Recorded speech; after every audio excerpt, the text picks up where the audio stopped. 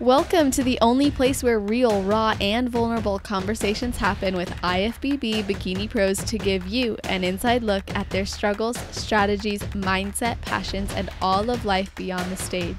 This podcast is made to inspire, motivate, and remind competitors and the average gym goer that even the most extreme lifestyles and elite athletes have their ups and downs. Thank you so much for tuning in today. I'm your host, Celeste Rains-Turk, and now it's time for the Confessions of a Bikini Pro podcast.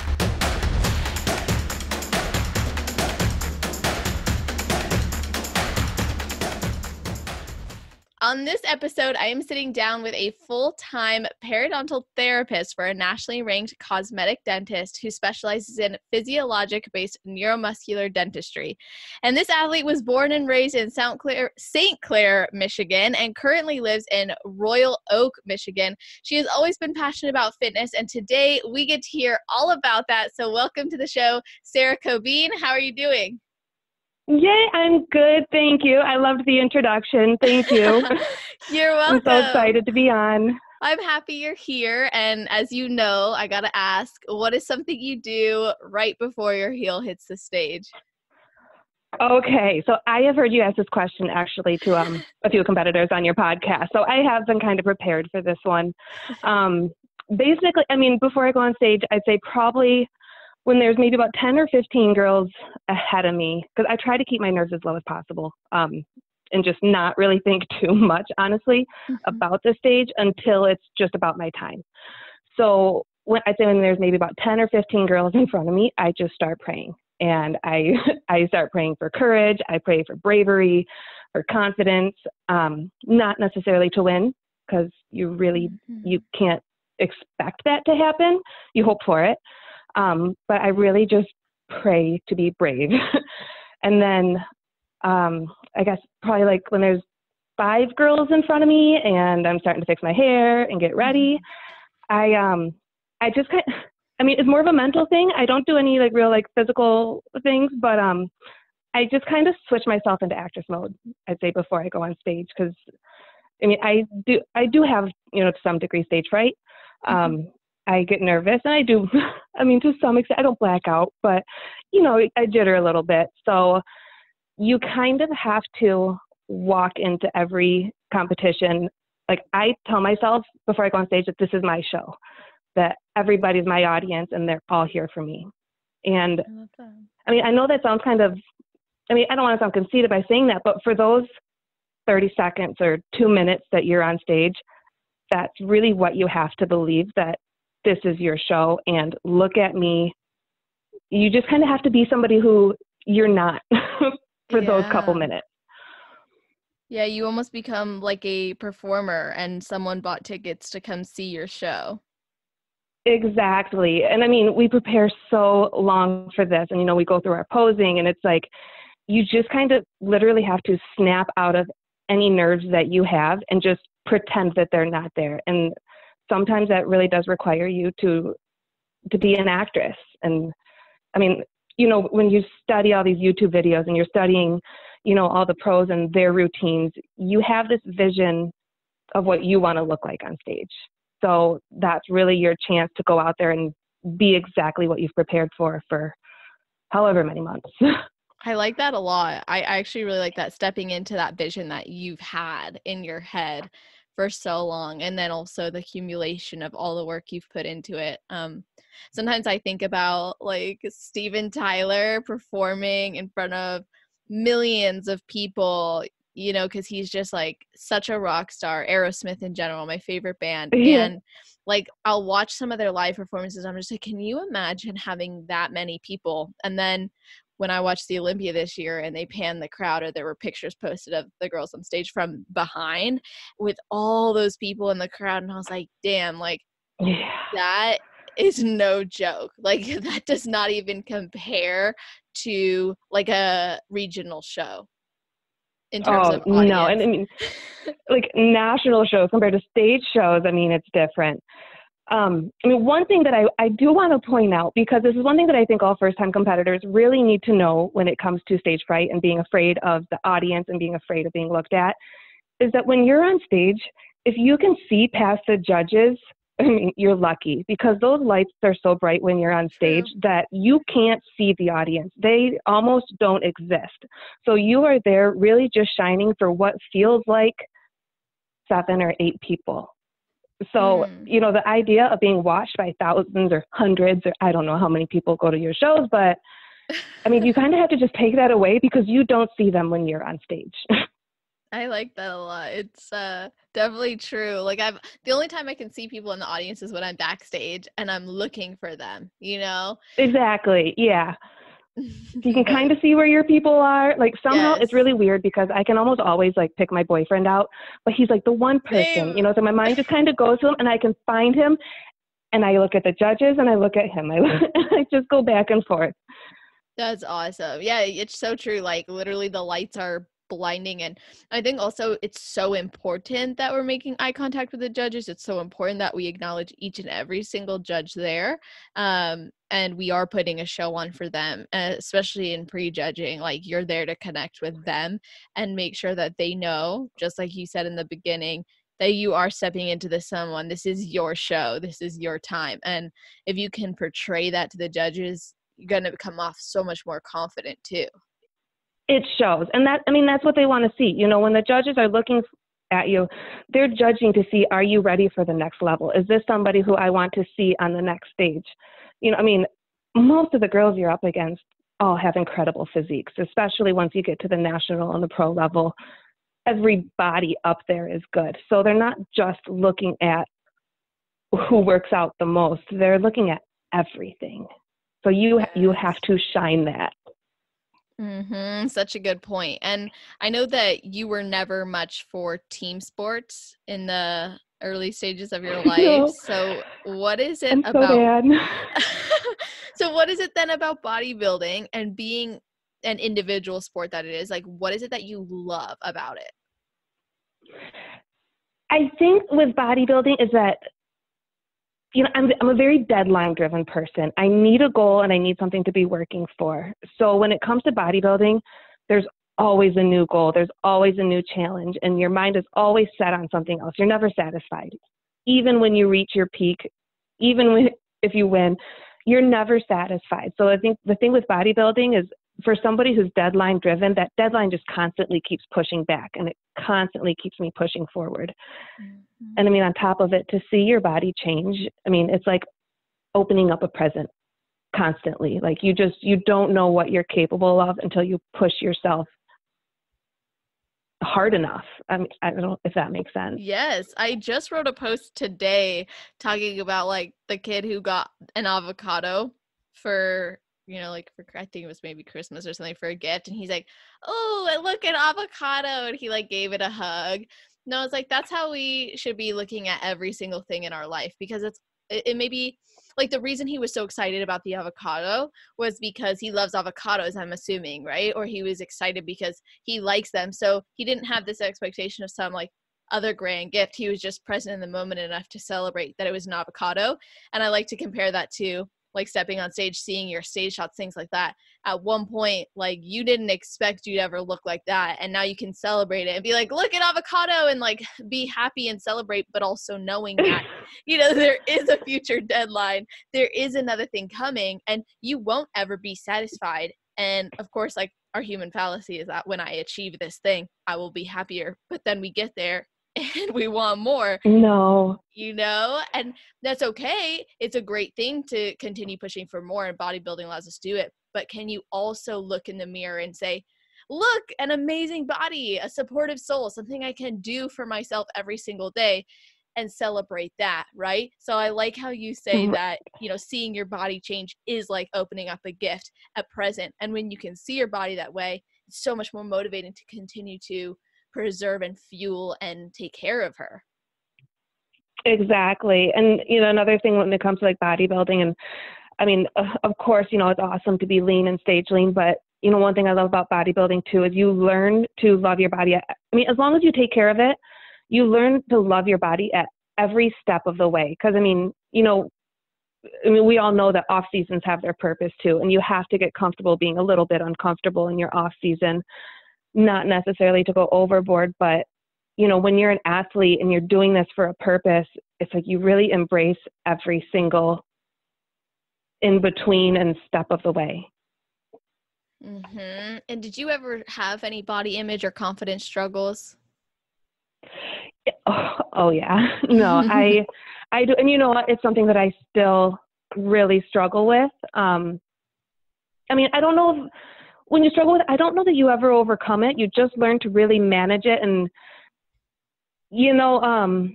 I think for me, my body issues, especially when it comes to like competing and getting ready for a show, I kind of have the opposite where it's not so much that I feel like I look bad when I really look good. I think I look really good when I'm not ready. So my challenge is a little different because I'll be like, oh yeah, baby, like I got this. Like I got this. We're prepping. Let's do the show. And then we'll take pictures and I'm like, oh my gosh, like I am not ready. So I think my body image issues are almost that I think I'm farther ahead than I'm really not, or than I really Yes. am. I hear you on that, actually. I feel like right now I'm in this stage because I took so much time off and I loved my body through that whole entire process. And then now here I'm in a prep and I'm like, I really love my body right now. Like I look so good. And then I'm like, but I'm definitely not stage lean, but I look amazing. Like I could totally crush it. And it's funny when we get that way, it's actually, I think, a positive problem to have because it reminds us to look at reality, look at the stats, look at what's necessary, and come back to, the drawing board. And then also when you do get ready and you do see that final package, you're like, oh, now I actually understand where I needed to be. This is what it was for. Yeah. Mm-hmm. Yeah. I mean, when you're prep, there's so many awkward, like, moments throughout preps as far as, you're getting lighter and then you're getting tighter and then you look loose and then there's just so many awkward moments that, like you said, like you have to feel good, like in as many of them as you can. Even if you're not ready, you have to learn to just feel good and just keep going. I like that. Yeah, that's so true. And like you said too, you're learning to manage it when it comes up, when you have those moments, especially, if you're around your period and you're getting all fluffy and you look like all your lines have been blurred, for example, and you just start feeling like, oh, I'm like fatter and my clothing is tight, I'm not making progress. And then in a week it goes away. Like everything is very fleeting with the body's changes, and it's in singular moments or singular actions we can change how our body looks, or something that's happening within us, or stress. So stressing over it doesn't help. And like you said, when you have ways to manage the way you're feeling and you choose consciously every day to address those negative thoughts if they come up, then you're able to move through it and see the bigger picture, which in this case is continuing taking care of your body, like you said, and moving towards a goal. Right. Yeah. It's just, this too shall pass. You just kind of got to get through those bad days, get through the days where you don't feel good, and it's gonna pass. Yes, it always does. And at 17 years old, you begged your mom for your first trainer, right? I did. That is Bless so her. cool. Yes. Okay, so I did a very similar thing, but what did you tell your trainer your goals were when you first started working out? I think when I first started working out, okay, this is actually kind of a funny story. Nobody's asked me this in a long time. I thought that at 18 I wanted to like join the Army. So, because I was dating this guy that he was joining the Army, and I was like, oh my gosh, me too. So there was this truck that drove all around town. It said personal trainer for hire on the back. And I'd seen their brochures everywhere. The woman was ripped. She's still like one of the most amazing women I've ever met. But I called him up and I told him what my goal was. And he's like, all right, let's get you in here. Let's start training. And he kicked my butt so hard. Like, I mean, this is the guy that first introduced me to intense training. Yes. And it was one of those things where it's like, careful what you wish for, because if you're going to hire a personal trainer, don't tell them you want to join the Army, because they are going to put you through hell from the very get-go. So that dream kind of backed out, but I kept going with the fitness.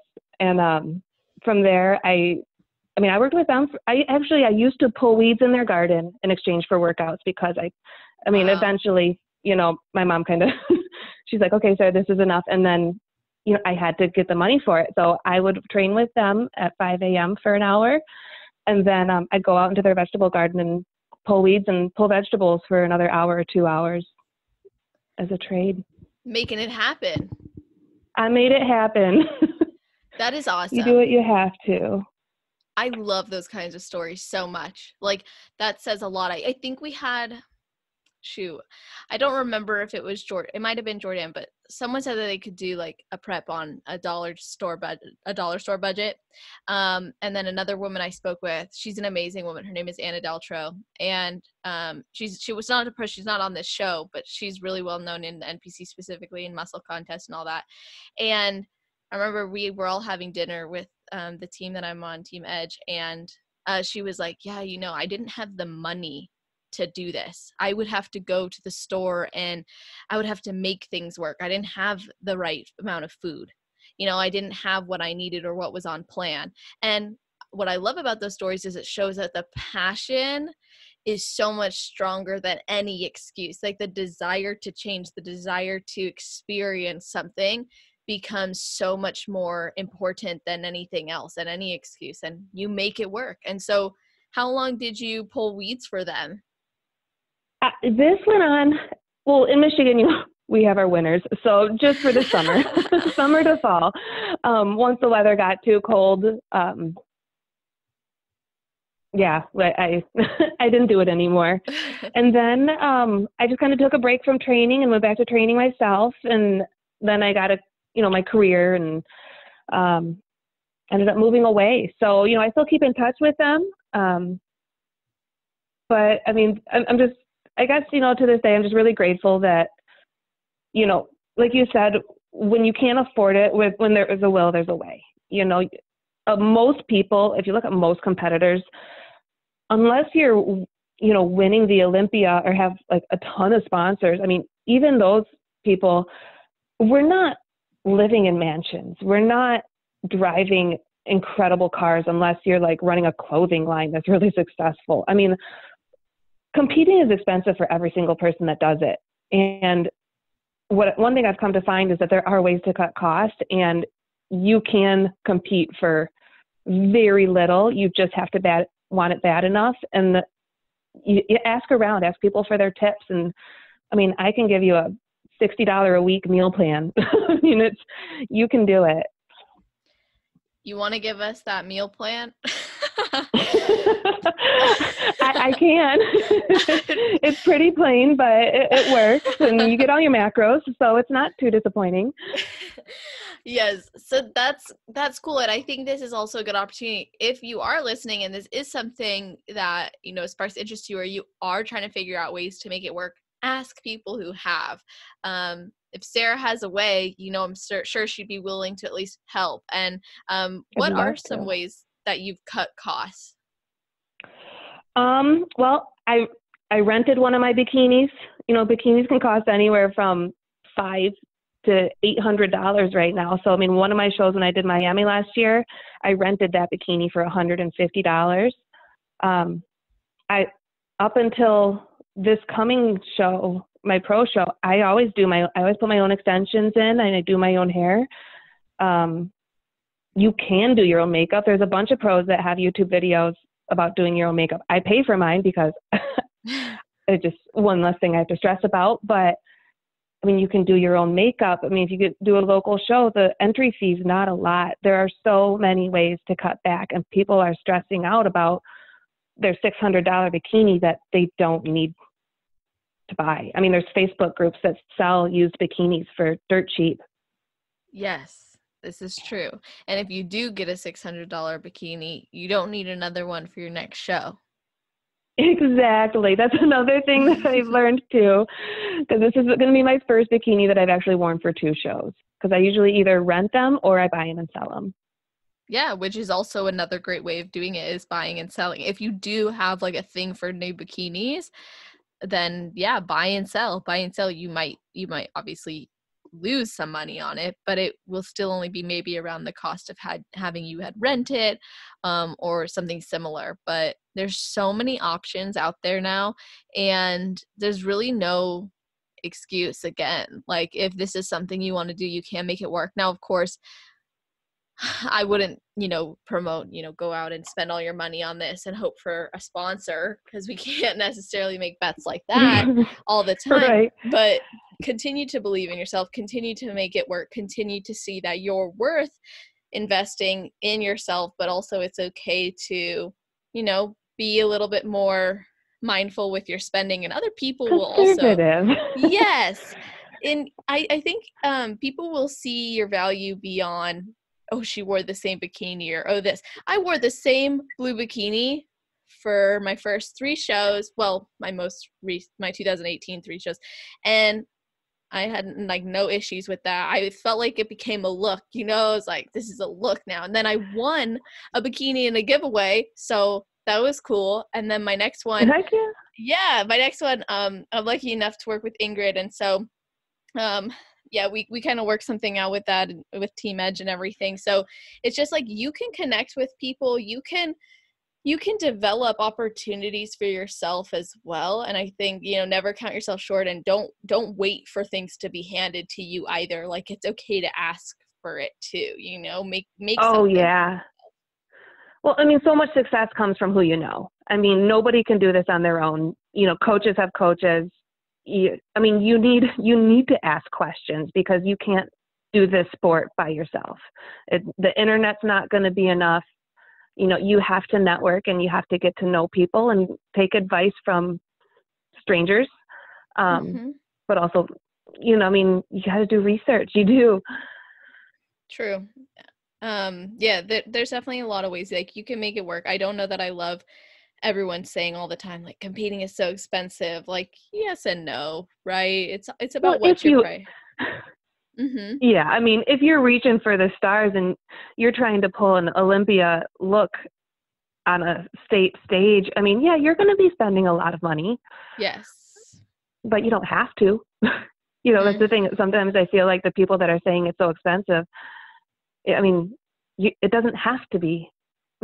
And you can still shine just as bright, and you can still look just as amazing and place just as high and earn whatever qualification or even a pro card. Like, you can still do those things at the end of the day. Obviously, you don't show up in like a Target bikini, be responsible for your decisions, but at the same time, yes, we're not saying like just step on out there in like some random ass heels. Yeah, it's not gonna work. So, okay, obviously then you got into competing, and this was like 7 years after you had started like the training and everything, but you didn't really compete until age 27, and the desire had been built up from that. So what I'm trying to understand is, like, what did you do to, I guess, prioritize actually saving up for your first show? What did you do to decide, okay, I'm finally ready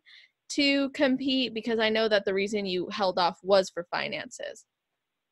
Right. So, living on a waitress wage at that point, I was literally living paycheck to paycheck when I started to have the desire to compete.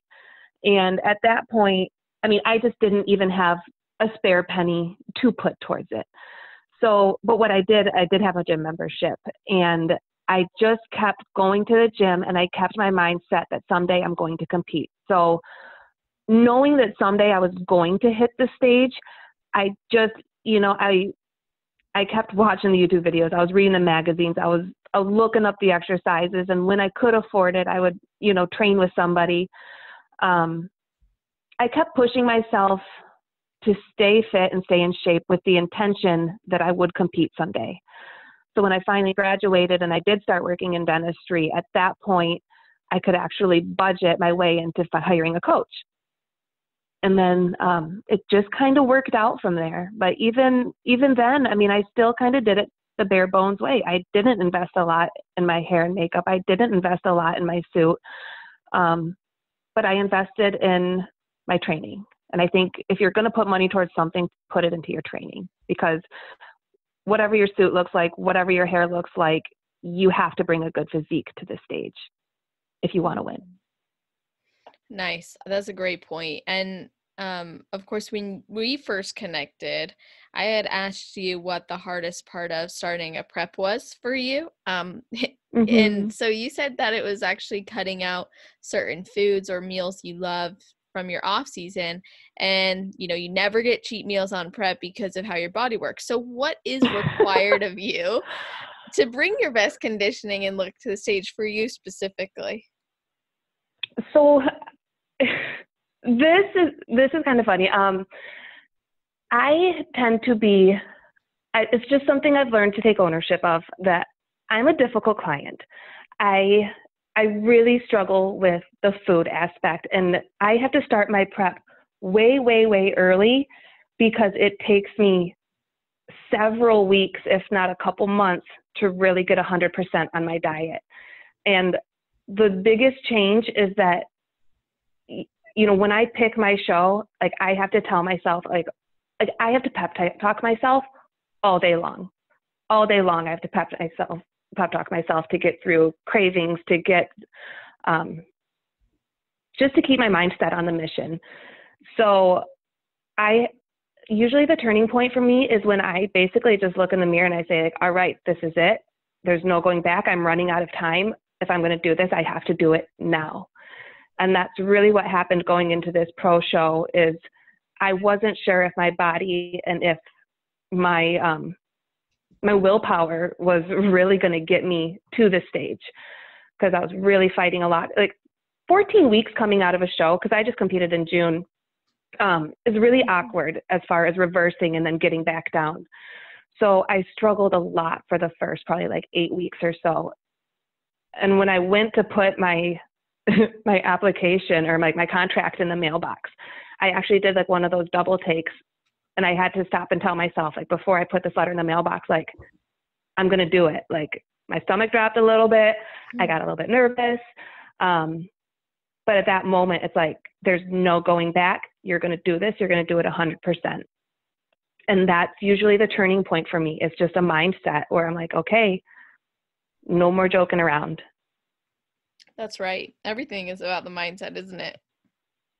It is like, I mean, 100%.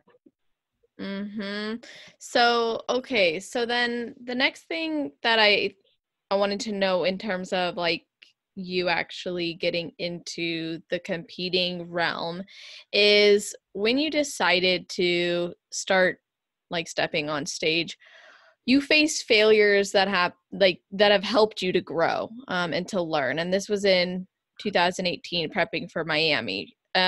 What Oh, yeah. helped you? Like, what happened? What helped you? Walk us through that. So well, I did my first national show. It was my third show ever in Las Vegas last summer in 2018 in July. And I ended up taking 5th place. So when I got back to town, I mean, my confidence, because I didn't see that coming. I knew I wanted to do well, but I didn't know that I was going to come home with a trophy. So my confidence was so high when I got home that I was like, I'm going to Miami and I'm going to win. And I hit the ground running. I didn't take any time off. I didn't take a break. I didn't reverse. I kept my calories and my cardio and my training almost the same as like right before Las Vegas. So as far as like lessons learned, the prepping for Miami basically like epitomized what it means to listen to your body.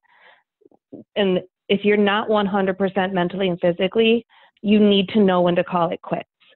Because I, probably about 8 weeks after Las Vegas, if not before that, my body totally crashed.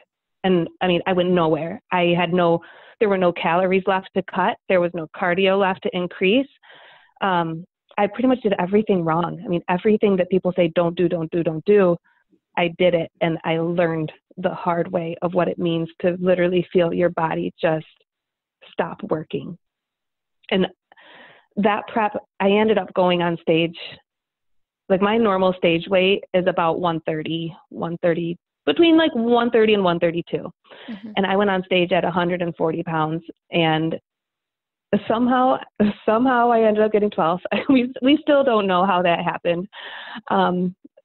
But I mean, going into that prep, I hated every second of it.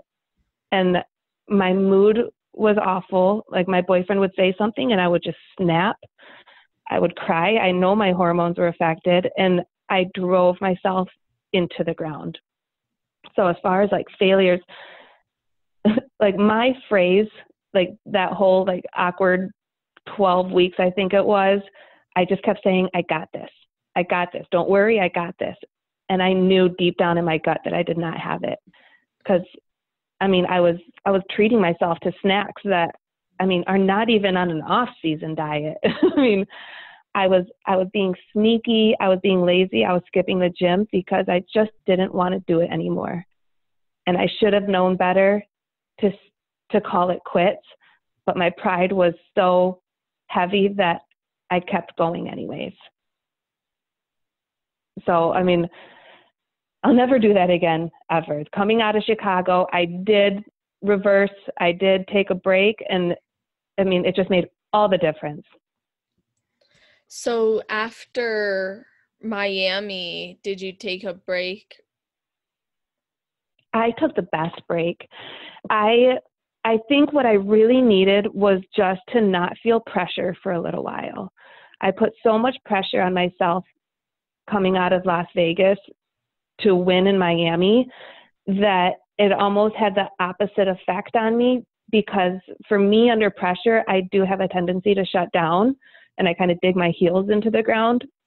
Whereas, you know, in this sport, that pressure should really push you. It should fire you up and it should motivate you. So that's like another thing that I do struggle with. So coming out of Miami, I gave myself what I felt like I needed, and I really kind of fell into an intuitive state. And what's funny about it is that I was able to keep my body in a much better shape than in the past, coming out of a show and putting so much pressure on myself to stay in shape. Yes. Like, I think I just had to not think about it for a little while. You actually gave yourself what you needed. It was a mental and a physical break. I kept training, but if I felt like I needed a day off, I took it. I eat clean all year round, even like going into a prep, like my grocery list doesn't change too much. We just start manipulating, the macros a little bit. But if I felt like I needed something, I would get it, if it was a cookie or a protein bar or something. And just those little bits of freedom here and there was just enough to satisfy me, to keep me at peace. So, and that was from about November to January. So come January, I started prepping for Chicago, and I just nailed it. I was ready at that point, and I was strong, and I was fueled, and I was ready to go. And I think that is one of the best lessons I could have learned, is just not feeling so under pressure.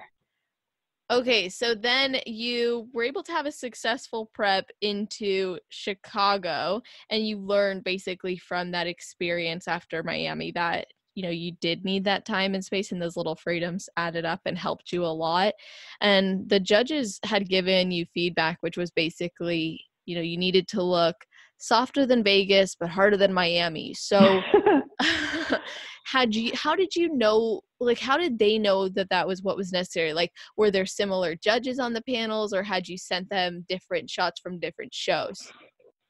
So the judges were actually mostly the same. I know usually I get feedback from Sandy and Tyler, Remy and Melissa, and I can't remember if there's anybody else I email, but basically what I do is I pull up a picture from my last show, and I pull up a picture from the current show, and I email them to them. And that way they don't have to go digging themselves for my photos. And, then I just ask for feedback. I do have a tendency to ask them, like, this is what I feel like I did wrong. Can you help me find some balance? Can you help me, figure this out? So my feedback, from Las Vegas was that I was too muscular, that I was too vascular, basically just like a little too big, not like, and like just compared to the other girls, when I look at stage shots, they were a lot tinier than I was. So the intention going into Miami was to soften up a little bit. And I kind of took those words and, like I said, I really ran with them. And I think I used those words to justify, me eating the wrong things because, to me, I'm like, soften up. All right, let's fatten up a little bit.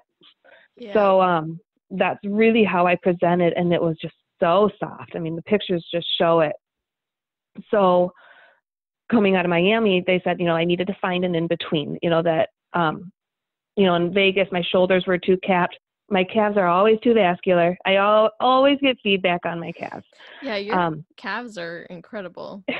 Even when I'm standing on stage, it's kind of funny because I usually see like one or two judges. They'll like nudge the one next to them and like point to my calves. And I'm thinking in myself while I'm smiling, like, oh shit, they're looking at my calves. But, so, my feedback was basically to keep the vascularity out of them and, tighter core. So there were some specifics. So that's what was nice about having such a long prep going into Chicago, because there was just a lot of experimentation. My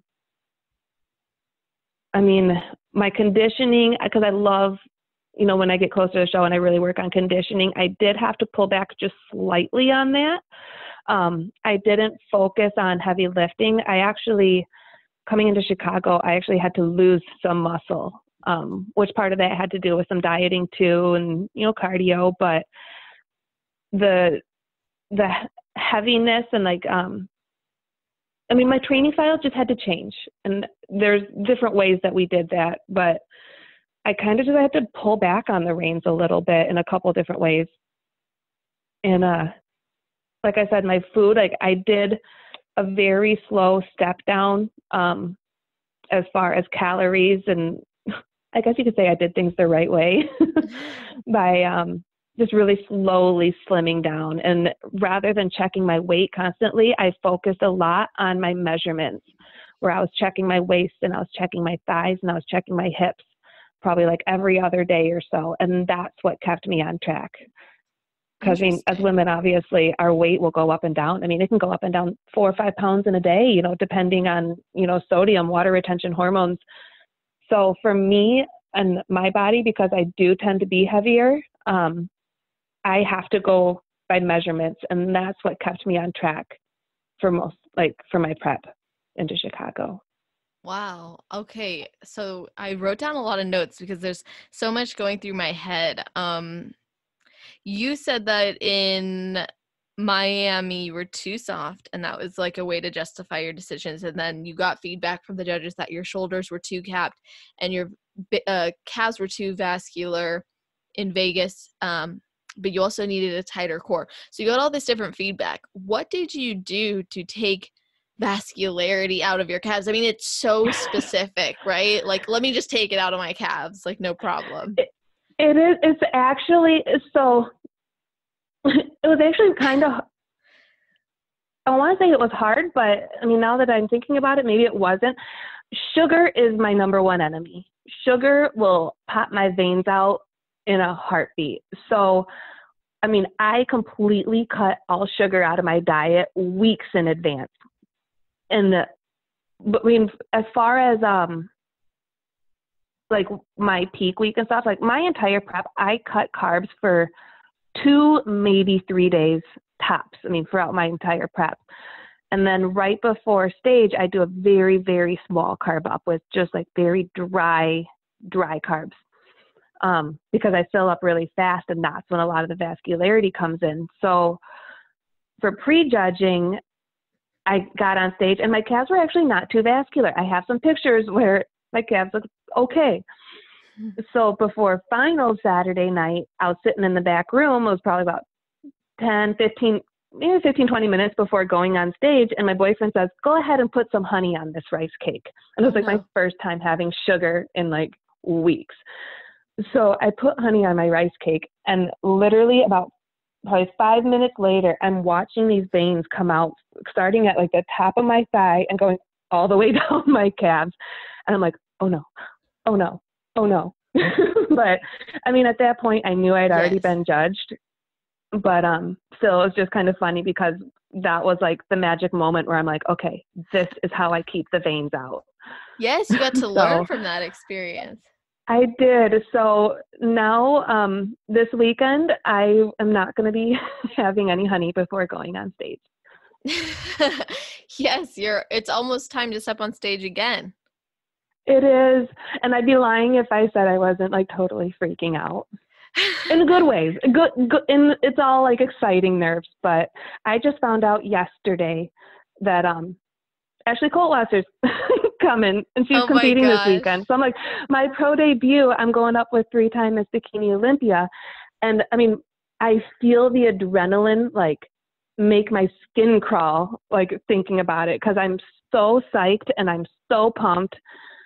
And at the same time, I'm like, oh my gosh, like this is my competition.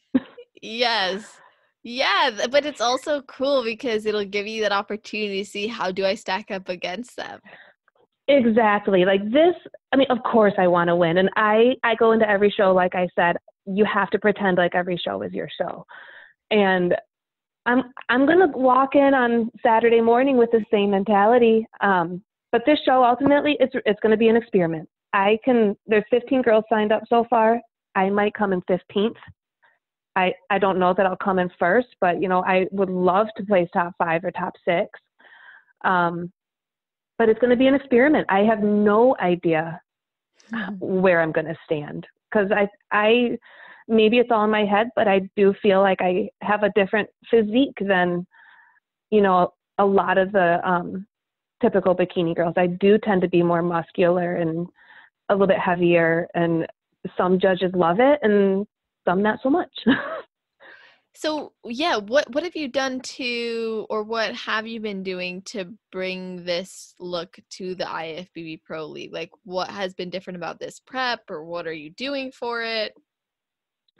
So this prep, I'm trying, you know, I really tried to pull what I did with Chicago, because my feedback coming out of Chicago was basically to not change. Like, Sandy gave me really good feedback. I mean, my feedback was basically from the judges that I'm ready for the pro stage. So we're like, okay, let's stay the same. However, you know, coming out of it, I almost, you know, because when I started reversing, I did almost hit that point where I was like, okay, like I'm not sure if I can reel it back in at this point. Like I said, I got to, you know, as soon as you put that contract in the mail, it's like, we're doing it, you know, now's the time.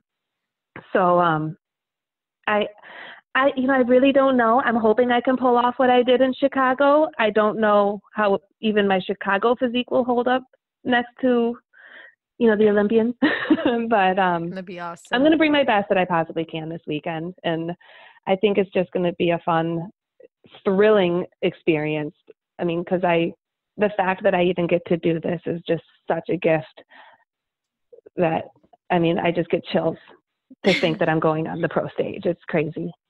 Yeah, it's awesome that we're actually talking when you're like 3 days out.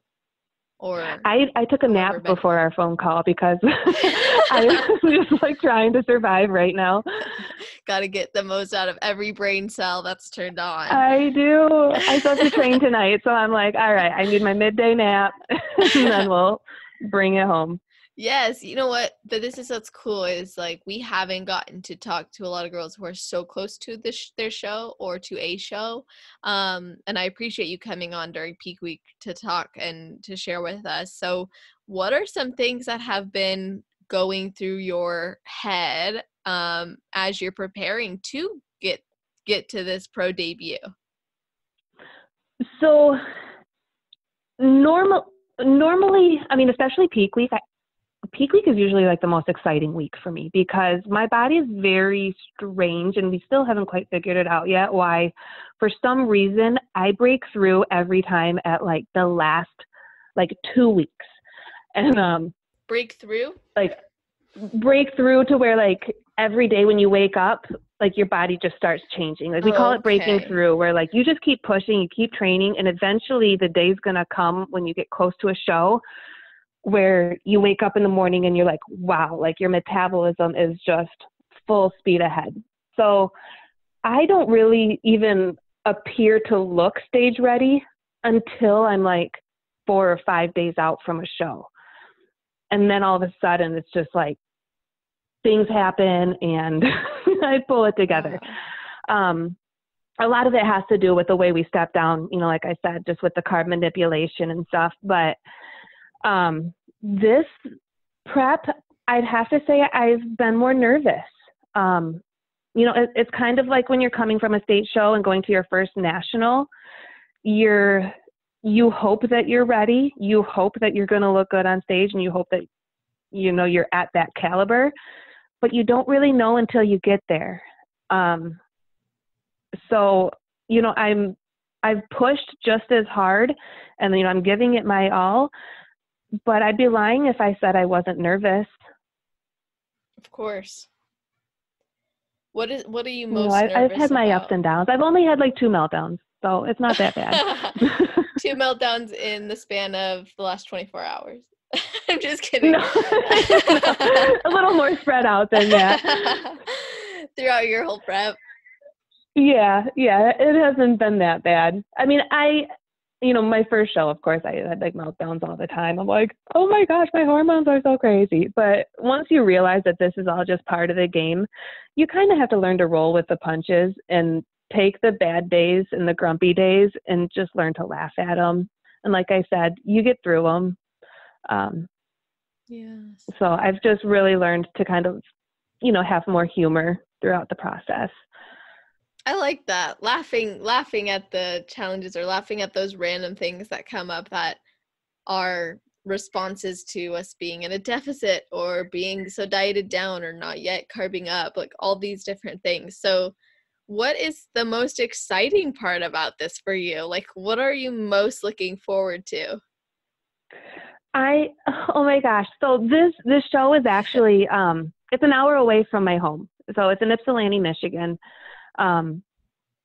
My second show I ever did, my boyfriend prepped me for, and I won the overall at the same venue. And that show is the one that qualified me for nationals. So this show this weekend, I mean, well, it's going to be my sixth show ever. But it's going to be back at the same venue that I won my overall at, and that, like, the show that basically started everything for me. Wow. So the fact that it's my hometown, and I actually have people that are like, which is so close to me, that are going to be there. That's why it's so special. That is special. And do you have plans after this show? After this show, as far as competing, I'm going to wait until like May or June. I want to do the big shows, New York Pro, Pittsburgh Pro. You know, I want to really, you know, I want to bring something special to those ones. Not that I am not this weekend, but, right. You know, I'm really looking forward to that nice little mental and physical break. I'm going to bring my training down. I'll probably do maybe like a 2 days on, 1 day off, you know, maybe that type of a split. Cause right now I'm usually like 4 days on, 1 day off. You know, I'm going to change that up a little bit. And my boys and I were going to go to Mackinac Island in 2 weeks, which is like the most beautiful place on the planet. So I'm really just looking forward to some relaxation and just having fun and enjoying fall, because fall in Michigan, well, I mean, I don't know, I mean, even just East Coast in general is just gorgeous. So I'm really excited to not be in prep for this fall, because I'm always in prep in the fall. Wow. So that's going to be nice to experience that. It is. I can't wait. Like, usually, like, of course, I'm excited for the show. Yes. I don't want to wish the show to be over, because as soon as show's over, I mean, all of us who have competed know that as soon as show's over, you're just kind of like bummed. Like, I just whined for the last 4 weeks about how tired I am, and all I want to do is do it again. Yes. Oh, but, so true. You know, but at the same time, I am looking forward to, you know, having my morning oatmeal and like just certain things that you do have to cut out closer to prep. That's true. That's one thing I cut out. I shouldn't say that everyone as should. A generalized statement. I hear you. There's certain things that you enjoy or that are staples in your diet, and then as you get closer, they're no longer a staple. It's like Right. I was eating steak like so many times a week, and then as I get closer, it's not as many times in the week, and then as I get really close, I'm like, oh, I get steak today, yay, like. Right.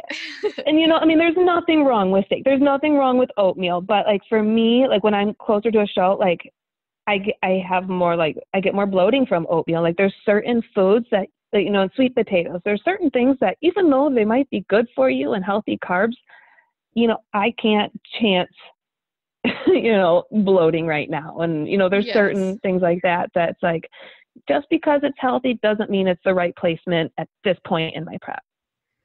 Ooh, that is such a good golden nugget right there. Like, yeah, this is a physique sport. This is about your aesthetic. When you step on stage, like they're gonna judge you for that. And if you show up with a lot of bloating from foods that you absolutely could have cut out and replaced with other similarly nutrient dense foods, or similar, at least profile wise, macronutrient wise, why wouldn't you have done that, in a sport like this? Right. For what, 3 weeks? I mean, I love sweet potatoes. I eat sweet potatoes like all year round. Like I love it. It is a staple to my meal plan. But when I'm getting ready for a show, they come out like about 4 weeks out. I cut the sweet potatoes because I can't risk that. And I'm the opposite. I have 3 ounces of sweet potatoes usually right before I go on stage. And what that would do to the veins in my calves. Yes. Like I can't have sweet potatoes.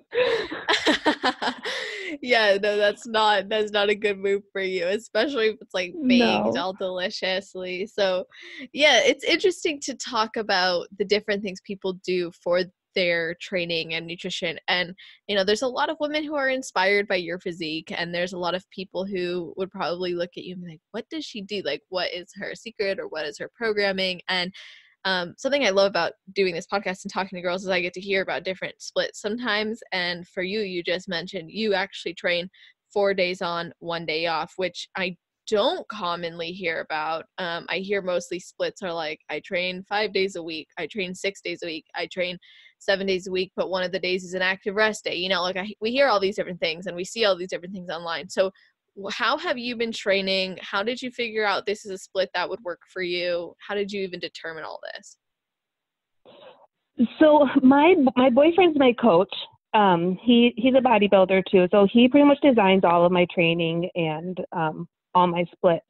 So we move it around a little bit throughout the year. Probably once I come out of like what I would say is more like a relaxed split, which is like 2 days on, 1 day off, then I go into more of like a different body part every day. And I think just by switching things up a little bit, it helps my body to respond more. It gives me the proper breaks. And then it also, at moments makes me push, really hard. So, I mean, for me, it's nice to have like that off day, which even my off days, I mean, I still do sometimes I'll do plyos. I like my cardio. I do. I'm one of those weirdos. You're weird. I know, I'm crazy. That's one thing I don't usually complain about is cardio. But, I mean, our splits change a lot. Not a lot, maybe like every 8 weeks or so we'll switch it up. But I mean, right now it's chest and arms, back and shoulders, and then legs. Sometimes throughout the year, I'll split up my leg days and I'll have 2 leg days a week, and I'll do, glutes and hams on one and quads on the other. That's usually when I get more into like the 4 days on, 1 day off. So there's just some moving around, I guess I'd say, with my split. So you said sometimes you'll go into training a different body part every day. Is this all body parts? Are these certain areas you needed to focus on for your own physique personally? I train every single body part, whether the goal is to build it, to shape it, to tone it, to bring it down. I mean, if a judge tells you that you need smaller shoulders, that doesn't mean stop training shoulders. You know what I mean? Mm-hmm. So I still train every single body part. It's just sometimes the intention behind it changes. So therefore, with certain body parts, maybe I'll start doing heavier weights. I tend to have a very strong and sharp tie-in, like from my glutes to my hamstrings. So I have to be very careful as far as like my explosive movements when So I'm training like my and hamstrings. Yeah. So, and that's the thing, like I love plyo. So it's just one of those battles that it's like, okay, like even some things that I love to do, you still have to pull back the reins when you're trying to get ready for stage. There's a difference between competition and hobby. If I was doing this for a hobby, I would probably do plyos, 5 times a week and follow it up with some cardio. But I mean, that would totally defeat my goal of competition. So, right. Yeah, I mean, as far as, hitting the stage, a lot of it comes down to just what the judges are asking for. You have to be kind of selfless in this sport and say, okay, like, yes, I want a bigger butt, but that's going to move me to, wellness or, I mean, our goals have to align with the judges' goals too, I guess. Yes, and if they no longer do and you're not going to enjoy it anymore, then no one said you have to continue doing it, right? Exactly. And like, when I came out of, I don't know if it was out of Vegas or Miami, but one of those shows, I told my boyfriend, I remember saying, if I keep losing because my calves are too big, or if I keep losing because I'm too muscular, I would rather just be fit. I would rather not keep investing in losing, and I'd rather just be fit and have the body that I dream of. But, fortunately, it worked out and I did end up winning.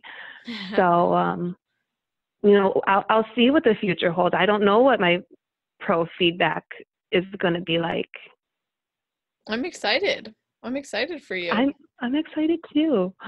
It's going to be really cool, and you're going to probably continue to learn. And it's interesting you say that it's selfless in the sense that, we need to meet the judging criteria. And yeah, I think sometimes people think that's what's weird about this sport. That's what's taboo. Like, if you love working out and you love fitness and you love this lifestyle, then why do you live to satisfy this criteria, this look, this feedback? And I think, there's something about being up on that stage. There's something about chasing a goal. There's something about having criteria to meet, rising up to the challenge that can't be found in other ways or just through, there's just something about competing. And it's thrilling. Yes, it's so thrilling. And I think when you get your feedback of, if you're not happy with it and if you're not going to come back on stage, if you didn't hit the drawing board with the intention to reach what the judges asked of you, then the sport's not for you. If this is all about you and just wanting to be fit and wanting to look good, then go and do that. But when it comes to competition, like you said, I think it's the challenge that drives us, the challenge of meeting a certain criteria. Because, I mean, there's girls, that they might train the hardest. They might have the best six-pack. They might be the hardest looking body on stage. And they can come in like third call-outs because it's just not what was asked of them from their previous show. So like you said, you have to be selfless in a sense that this isn't all about the body that you want. It's about the body that is meant for the stage. Yes, exactly. And can you be okay with that? Can you enjoy that process? Like, is that something you want to do? Because there's plenty of people who live the same exact lifestyle as competitors with minor degree differences, specifically because of feedback and judging and the criteria that needs to be met. But you can live that lifestyle without having criteria to meet and be very happy and fulfilled and all of that. But if you love competing, are you willing to do what's necessary to compete? Because I also look at it like, hey, if you don't want to meet the judging criteria, but you still want to get the rush of the stage and step on stage and, invest in this sport, invest in competing, then be okay and be comfortable with knowing that, hey, I'm not bringing in a tighter waist. Hey, my legs aren't smaller when they ask me to bring them in smaller. So I can't expect to take a top 5 placing if every other girl here brings in the tighter waist and the smaller legs that they're looking for. You just can't Right. expect it. And, you know, if that's not the goal that you have for your own body, then, like I said, just be fit. I mean, the world, and I mean, you know, social media is just full of, you know, beautiful bodies, you know, of people who, you know, they don't want to compete. And there's nothing wrong with that. You know, if you leave the stage unhappy and you find that it's wearing you down, then it's not for you. You know, you can be happy just training the way you want to train and eating the way you want to eat, and, you know, that freedom.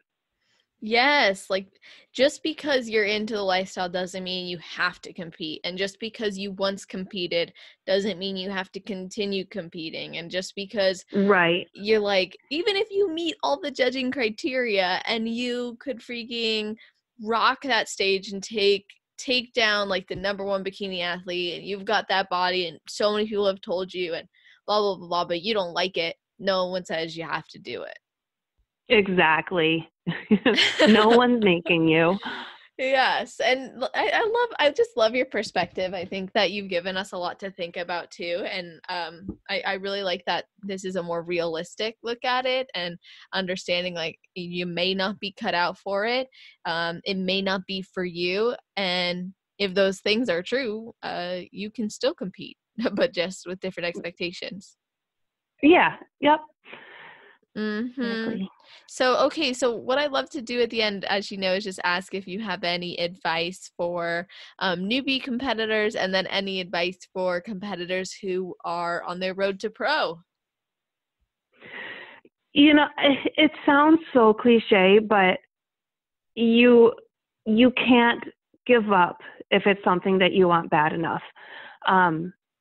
Like I said, sometimes I have to talk to myself all day long, and there are days that you're not going to be motivated. And the days that you're not motivated, I say, baby step your way through that workout, or, you know, through those meals. Like for me, sometimes I have to tell myself, like, to go to the gym, just get through the front door.